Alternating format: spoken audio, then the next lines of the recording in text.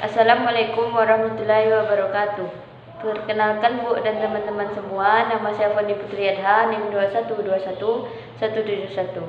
Baiklah, di sini saya akan membuat video lisan tentang ujian Keminangkabauan dengan materi konsep dan dinamika tanah ulayat di Minangkabau. Tanah ulayat adalah tanah bersama warga masyarakat hukum adat tertentu yang bersangkutan. Hak milik atas penguasaan tanah disebut dengan hak ulayat. Yang kedua adalah pengertian tanah ulayat. Tanah ulayat adalah tanah yang menurut hukum adat tertentu yang dimiliki oleh masyarakat hukum adat atas wilayah tertentu yang merupakan lingkungan rajanya. Dalam hal ini, masyarakat mempunyai hak dalam pemanfaatan tanah ulayat untuk kelangsungan hidupnya. Yang kedua, makna dan fungsi tanah ulayat. Salah satu harta pusaka tinggi kaum adalah tanah. Tanah bagi orang Minangkabau sangat penting, terutama yang bersangkutan oleh pemiliknya dalam suatu kaum. Tanah ulayat berfungsi sebagai lambang ikatan bertali darah supaya terus terbina hubungan sekaum bertali darah, sehingga pusaka ini disebut dengan harta sumpah setia.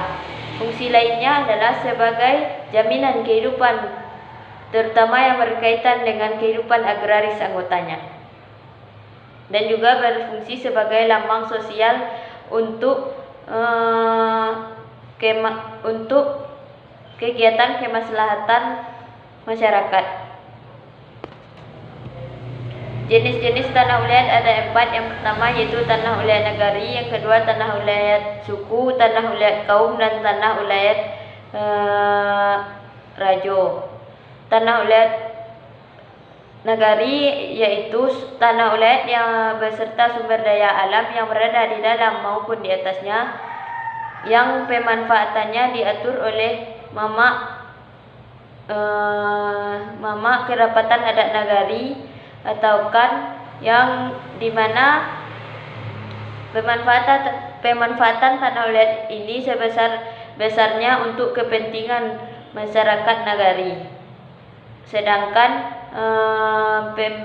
pemerintahan bertugas hanya sebagai kepala dalam proses pengaturan atau pemanfaatannya.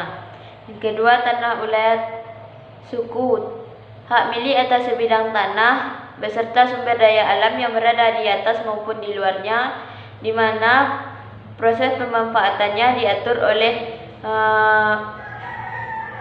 penghulu suku.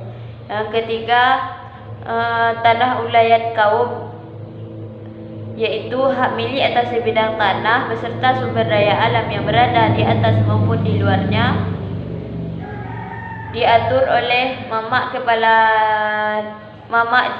jurai atau pariwak, yang pemanfaatannya untuk kepentingan kaum tertentu, untuk kepentingan suatu kaum.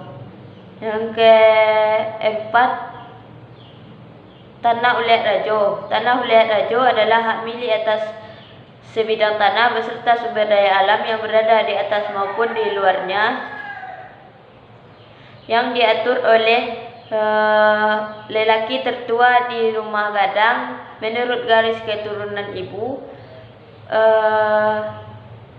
yang kini masih hidup di Sumatera Barat.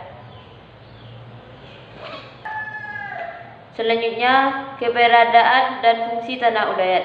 Tanah ulayat dalam konsep hukum adalah merupakan harga diri, kehormatan, di mana di tanah tersebut dimakamkan para leluhur masyarakat adat. Di tanah tersebut mereka hidup dan berkembang. Kedekatan antara masyarakat hukum adat dengan tanah yang menghidupinya menimbulkan hubungan emosional yang erat. Budaya, tradisi, nilai-nilai masyarakat adat berkembang sesuai dengan perkembangan dan kedekatan adat pada alam lingkungannya.